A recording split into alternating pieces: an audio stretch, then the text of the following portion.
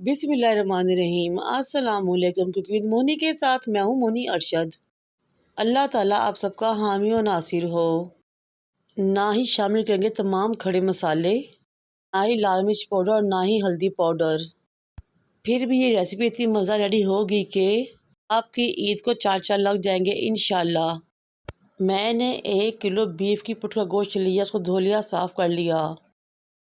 गोश्त को कुकर में डालेंगे तो मीडियम साइज़ के प्याज लेंगे, इसमें शामिल कर देंगे स्लाइस करके। 2 टमाटर लेंगे, काटेंगे, वो भी इसमें शामिल करेंगे। 1 टेबलस्पून चॉप किया हुआ अदरक और 1 टेबलस्पून चॉप किया हुआ लहसुन शामिल करेंगे। हाफ टेबलस्पून से कुछ ज़्यादा इसमें नमक शामिल करेंगे। फिर मैं इसमें 2 गिलास पानी की शामिल करूँगी ताकि गोश्त अच्छे तरीके से गल जाए। कुकर को बंद करेंगे, चूल्हे पर रखेंगे। विसल बजने के बाद 20 मिनट के लिए गोश्त को पकाएंगे। ये देखें 20 मिनट गुजरने के बाद गोश्त की कंडीशन चेक करें। अब एक दूसरा बर्तन लेंगे, उसको चूल्हे पर रखेंगे और 1 कप के राउंड अबाउट उसमें ऑयल शामिल करेंगे। कुकर से गोश्त को इसमें पलटेंगे। मीडियम टू लो फ्लेम पे हमने गोश्त को इतनी देर के लिए पकाना है कि तमाम पानी खुश्क हो जाए, गोश्त अच्छे तरीके से भुन जाए।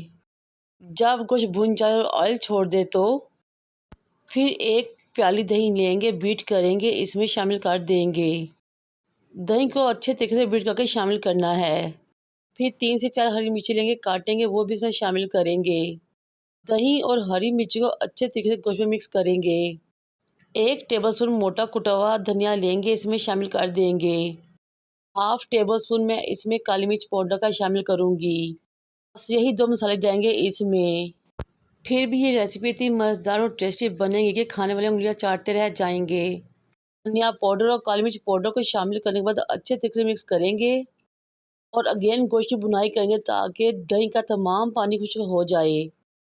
इस स्टेज में मेरी आपसे रिक्वेस्ट है कि अगर मेरी वीडियो को अच्छी लगे तो मेरे चैनल को लाइक करें, शेयर करें, सब्सक्राइब करें, बेल आइकन को टच करें ताकि मेरी तमाम वीडियोज़ आप तक पहुँच सकें। इस मज़ेदार से गोश्त की बुनाई हो चुकी है। अब मैं इसमें बारीक कटा हुआ धनिया और जूलियन अदरक शामिल करूँगी, फ्लेम को ऑफ कर दूँगी।